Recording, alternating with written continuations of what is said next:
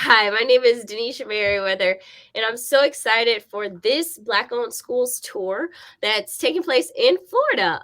So this is Zest Preparatory Academy with Miss Monique Carruthers, and I am just very excited to learn more about your story, more about why you started a school, why you got into the field of education. So let's just kick it off. Tell me a little bit about your story. Tell me a little bit about why this desire to improve education outcomes for kids. Well, absolutely. And thank you so much, Denisha, for having us. So, just a little bit about myself. This is my 18th year in education. So, I think it's fair to say that I am committed to education for a number of reasons. So, I started my education journey as a paraprofessional, actually, in a high school special education classroom. And while I was in that classroom, I was charged with helping those 15 and 16-year-old students learn how to read. And I found that I really enjoyed it. And since I really enjoyed it, that partnering teacher actually said to me at the time, "Have you thought about teaching elementary school?" And I hadn't really, I was really thinking about special education, but at the time I decided to go in and teach elementary school. So from that initial time of serving as a special education teacher, I then went on and taught elementary school. I worked in a virtual setting, helping to launch the first actual charter school virtual school in the state of Georgia.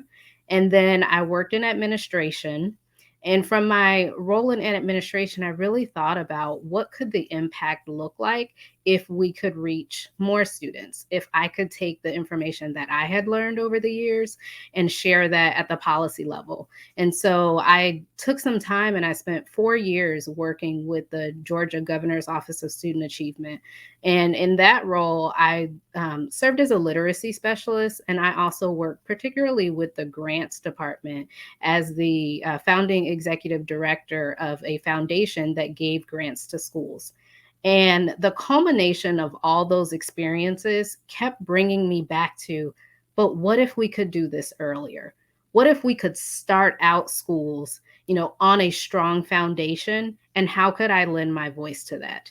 And so that's where I stand now. So that's why Zest was founded. Zest was founded, on the premises of leadership and literacy. And I think about all of the students that Zest will impact. Literacy runs through everything that every student needs, as well as leadership. And so that's where my commitment stands to education and why our school was founded. That's awesome. And so 8 years of background experience, and you've decided to take it one step further and to try to solve the issue at its core and provide an education option for students right when they need it the most during that K through 12. I think that's amazing. And so during your time as a para, what was that like? And when you say, like, you fighting at the rank, but you were doing a lot, like working in administration and being a para. You would think that that's boots on the ground. You're solving it. What was that like, and why did you decide to take that step forward? I will tell you, I really enjoyed my time as a paraprofessional. I was, new, fresh out of college. I was 21 years old, seems like forever ago. But I had the opportunity to learn from a veteran educator at the time who just retired not too long ago after nearly 40 years in the field. And having the opportunity just to work under Alan and learn from him set me up for success. And so I had the opportunity to just see a myriad of students. I was able to work very closely with them. The students had, a number of ability levels. We had parents who understood special education, from the legal stance, and we had parents who didn't. And my time as a paraprofessional in a special education class was the start of my advocacy. And so I think that that was one of the greatest gifts that I could have received, is being able to just be an advocate for children, being an advocate for parents, and also learning how to be an advocate for communities. Awesome. And so your school is on the brink of opening. Yes. And so you will be founded in 2021, 2022. What's your dream? What do you hope that it looks like since you're, right on that brink of opening? What do you hope the field is like? And talk to us about your vision. Yes, we are very excited to be opening in 20 fall of 2022. We went on this journey in 2019 and we have been very steadfast. We have been even in the midst of COVID. Our team, we joke all the time and say, one day we're going to look back on this and say, how did we found a school in the middle of a global pandemic? But we're doing it. And I'll say we're doing it because of our commitment and because of our true desire to want to help the community. And so when you ask what will our school feel like, that's what our school will feel like. We want our families to walk into a building where they know, one, that you have a committed group of individuals, and you also have a caring group of individuals, because we know that any child that walks into a school is their parents' greatest gift. As a mother of three children myself, my children are my greatest gift, and I have to really trust where they are being educated, and I have to know that outside of them receiving strong academics, that the people in the buildings truly care about their well-being. They care about all of the aspects of them, not just how they're doing on a test, not just if they can read or can solve the multiplication problems, but how are they doing mentally and physically? If they notice that my children are feeling a little down today, I want somebody to come over and give them a hug and say, are you okay? And that's what Zest will be. Zest will truly be a place where children will thrive academically, but it will also be a place where we are one family and we operate with zest. Like, we have a pride to us, we have an enthusiasm to us in terms of the school, and it's just a fun place to be. It's a fun place to learn, and it's a fun place to be a part of the community.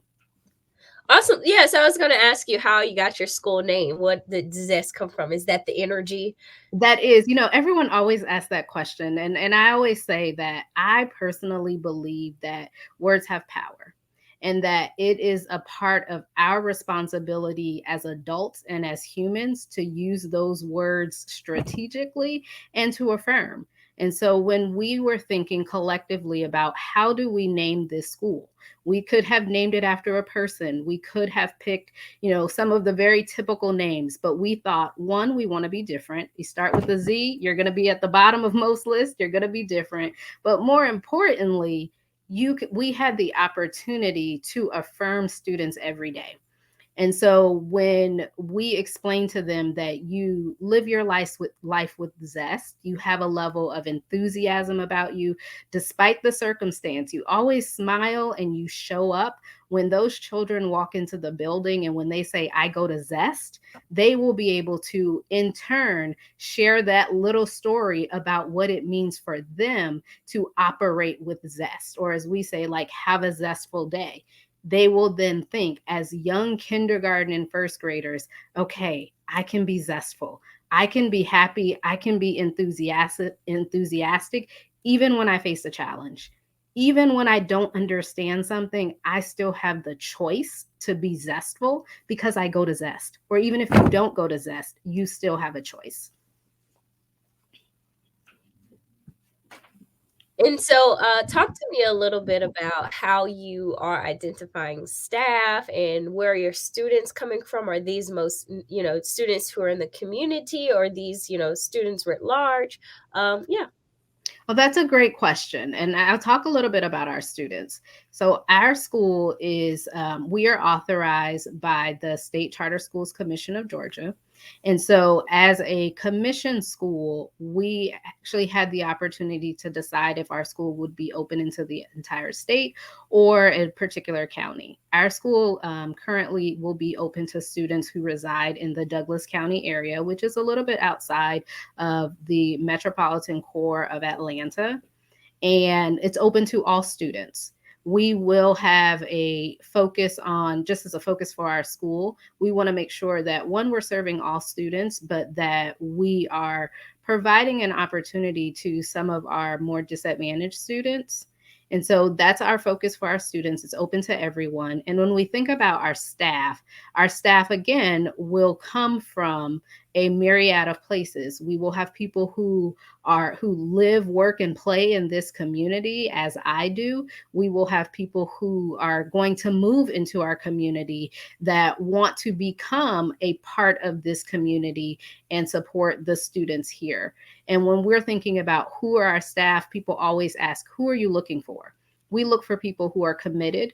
We're looking for people who believe that all children deserve the right to learn. We're looking for people who believe that all children deserve the right to a very quality education, and that are willing to put in the hard work and go that extra mile for all students and do it with zest. So this is a part of the Black Minds Matter Black Owned Schools tour. We started the first ever online directory of Black owned schools. Did it ever occur to you that you were a Black founder, that you were a niche within a niche, that you were breaking away from the traditional system, one, and then you are a Black leader of color and starting a school? Well, I wish I could say no, but the answer is yes. That is not lost on me at all. I feel very fortunate to be in this seat. And over the course of my 18 years in education, I have, been in a number of charter systems. I've worked in charter schools. I had the privilege of visiting almost 40 schools last year while we were founding. And quite frankly, I did not see a lot of founders who looked like me. I did not see a lot of young Black women who were founding schools. So I can't say no. I can say, yes, I recognize that, but I also very much recognize that it's necessary that our students see that it is possible, and that they also have the skill set, they have the knowledge, and they have the leadership to also found schools. And so I take that responsibility very seriously. I welcome the opportunity to speak to people about what does it mean to be in this niche seat, particularly when we think about what do charter school founders look like nationwide, and what do the students who are traditionally attending these students look like nationwide, and where is that gap, and how do we help close that gap so that students are seeing these leaders look like them, so they have someone to aspire to. I think that's so amazing because when I was growing up, I realized, after Black Minds Matter got started, like, wait a minute, I went to a Black owned school. My church started a private school in Jacksonville, Florida, and it made all the difference in my life. I came from a family that lived in poverty for a very long time. And I then went to this school where teachers were professionals, where people were making a living. And and so I'm so happy to hear, like, yes, I understood that need, and I am now working in that area to make a difference. And then even that mentorship piece, like, I want to keep this ball moving forward. I think that's so amazing. Yeah, And and I just want to add here, for myself, I grew up in Southern California, and through my kindergarten through 12th grade year, I never had a Black educator. I never had a Black teacher. I didn't go to a Black owned school. I went to the traditional public schools. And I had one counselor who was a Black woman, who I say to this day, like, Miss Tuck had a significant impact on me. She taught me about advocacy. I can remember all those years ago sitting in her office when she talked to me and said, you have to learn to advocate for yourself. You have to learn to speak up for yourself. But I was in the 12th grade. And I remember her talking to me and saying, as a young Black woman, you are going to have to advocate for yourself in a way that some of your peers may or may not have to do. But through K through 12, I never had a Black educator in front of me. And so when I think about my personal experience, I think in 2021 and 2022, that shouldn't be the case for children. Children should not have to wait until they go to college to have a Black educator in front of them, and not just a Black teacher, but to be able to see a Black administrator, a Black founder of a school, a Black superintendent. It is important that whether or not they're Black or, whatever their racial demographic is, that children should not have to wait until they're adults to have that experience. Yeah, I oftentimes say, that sometimes the traditional system will push for leaders of color to be principals, to be teachers, and say, we need more Black teachers, we need more Black male teachers. And that's the empowerment, that's kind of the glass ceiling. But it's like, no, like the true definition of empowerment, especially in the education space, is to own and found a school. Like that is the true definition of empowerment. Like that's the level that we want people to be at, to found schools. And I think even, within the college education system, HBCUs students in particular, like, no, you're in a college of education, you're not just going to be a teacher. Like you can found a school, like you can have a big stake in this game and how education is crafted for students. And I mean, we've seen a lot during COVID that a lot of people have stepped up, you in particular stepped up and said, we're going to do this, we're going to try. A lot of things happened during COVID. A lot of parents were so unpleased with their education, and so it's amazing to have leaders who are stepping up and saying, we can try to do a better job than what we have right now. We can at least try. What motivates you? What keeps you going? Because I'm sure this process of chartering a school is not easy. So what keeps you motivated? What keeps me motivated are the students. When I think about the next generation of children that are going to serve as our leaders, who are going to take care of you and me and this world that we're leaving them, that's what motivates me. When the days are hard and, there's probably tears coming down my eyes, I just have to take a step back and say, but why are you doing this? Who is going to benefit? And it's not because I'm going to benefit, it's because the next generation is going to benefit, because our children need opportunities to display their leadership, to learn in wonderful environments, and they also just need the opportunity to see what's possible. And that's my motivation. At the true core of it, it is what is possible at the end of this journey. Mm. Have you come up on any opposition or any awareness of the political fight that happens when you break away from the traditional sector? Absolutely. Again, I wish I could say that was not the case. But at Zest, we did have some opposition. We have had some political challenges, but our name holds true for myself and our founding team. Whereas we have said to ourselves and affirmed ourselves, we will walk through this with zest. We will walk through this with a level of enthusiasm, and we will keep going. Yeah, I feel very comfortable sharing where we have received opposition. Is I don't believe that there has been ill intent. There has been a lack of knowledge about what charter schools can offer and what charter schools will offer and how families are making those choices. I don't believe that anybody who opposes charter schools or opposes a school like ours opening is opposing children. They just may need more information about what charter schools can offer and how we have similarities and differences to the traditional public schools. As a parent myself, all three of my children attend traditional public schools. That is a choice that I made. As a parent, I have the options, and I am very blessed that I have the opportunity to choose to send them to a local charter school or choose to send them to a private school. But I choose to send them to the traditional school because it's what works best for my children. But there are some children who need a different option. And when I think about opposition, to charter schools, I think if people thought about what is best for that individual child, what is best for the parents of that children, then sometimes their thoughts about charter schools will change.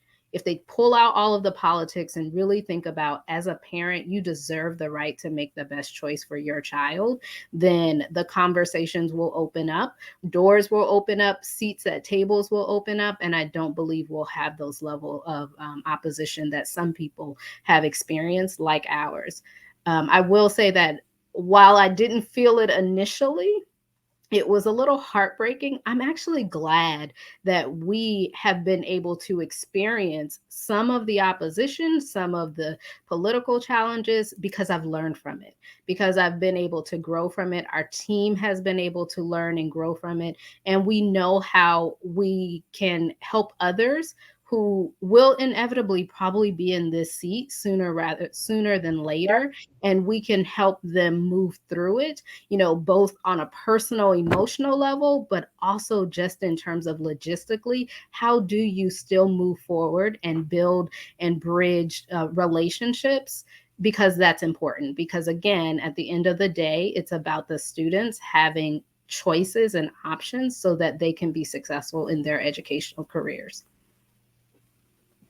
Yeah, and I love your positivity and just your outlook on the opposition, because as a worker in this education reform space on the day to day, it never ceased to amaze me the level of pushback to alternative options that you oftentimes get.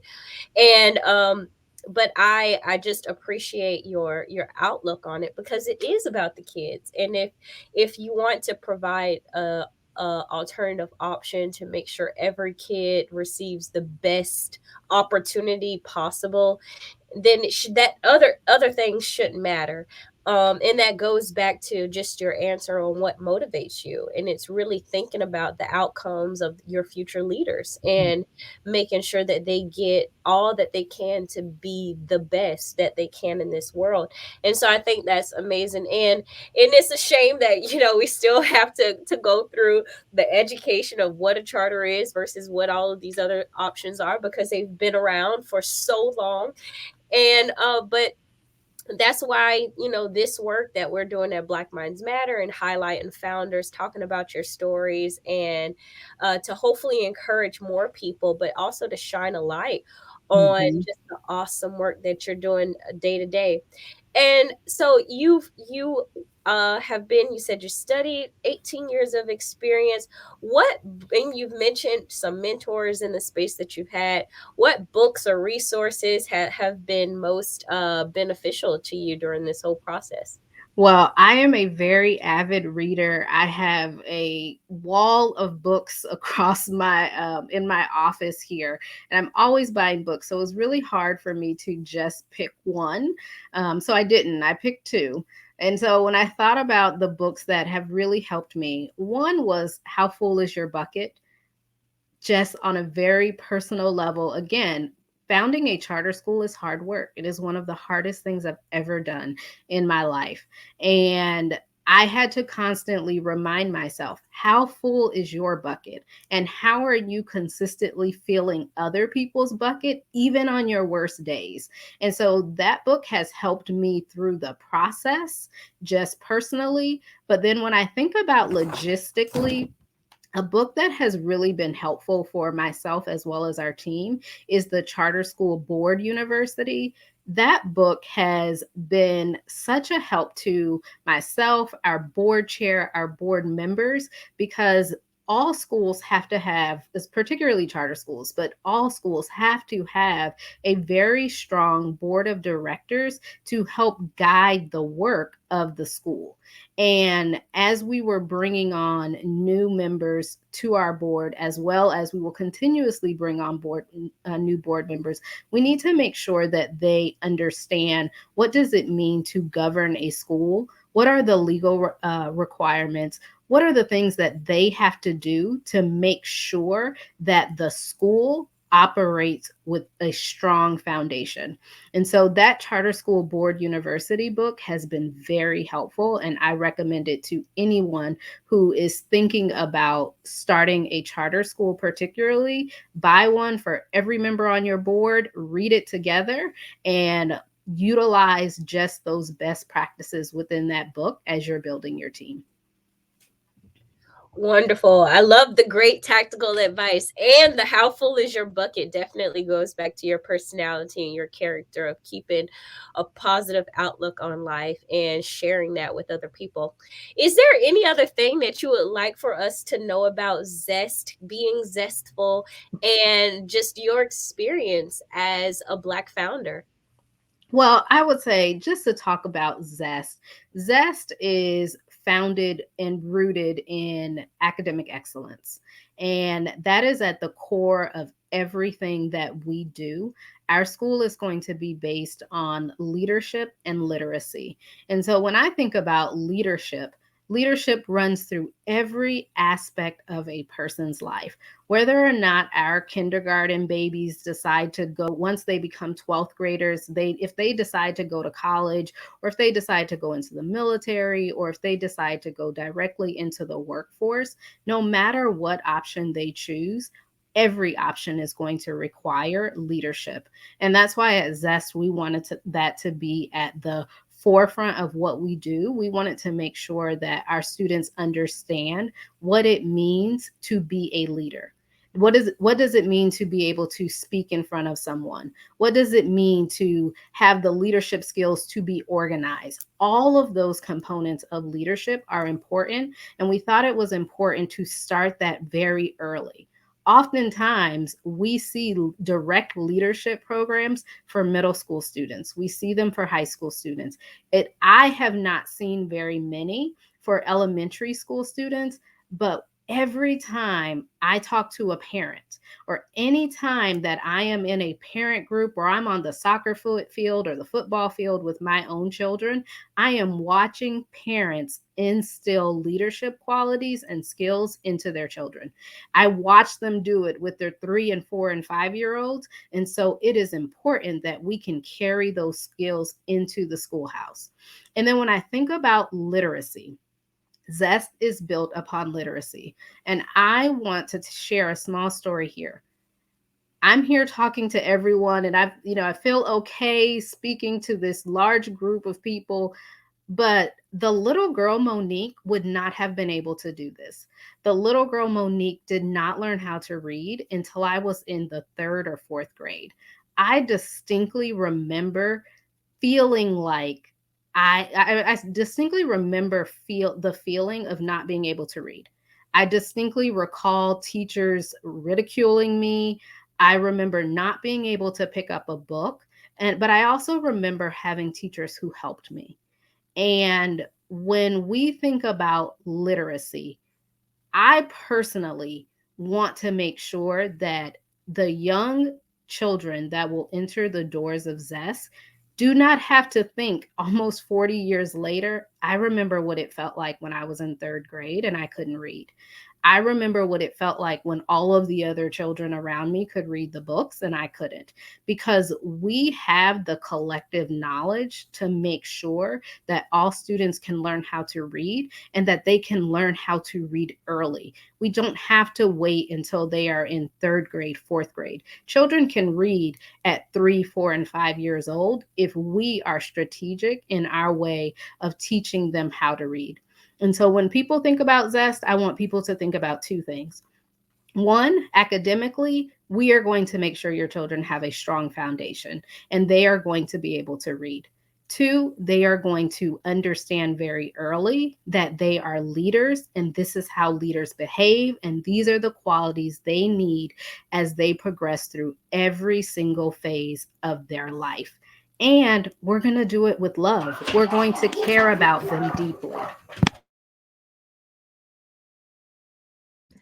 Oh my gosh, that's beautiful. Beautiful, beautiful. I just love your personality, your spirit, and your enthusiasm to not only be a practitioner in the space for 18 years plus but to now take the step forward to provide an option for students that's gonna, I know it probably exceed your expectations. Your expectations are pretty high. And so I know when you actually get those students coming through your doors, it's just gonna be so amazing. I hope to continue to follow your journey, and follow Zest's journey.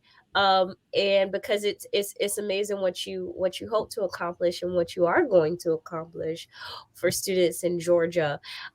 So thank you guys. Thanks everyone for joining this episode of the Black Minds Matter Black Owned Schools tour with Zest Preparatory Academy and their founder, Miss Monique Carruthers in Georgia. And we thank you so much for just the opportunity to take a deep dive into your school, your hope for your students, and we hope to continue to follow your journey. Well, thank you again for having us. It is our honor and our pleasure. Again, we take this work very seriously. We know that parents are sending us their greatest gifts. And as much love as a parent has for their child, any child who enters the doors of Zest, we will continue to share that love. They will be a part of the family. And we are honored again just to be here to speak with you. And we look forward to future partnerships. Amazing. For more information about Zest and to find out more information about other Black owned schools, you can go to our website at blackmindsmatter.net.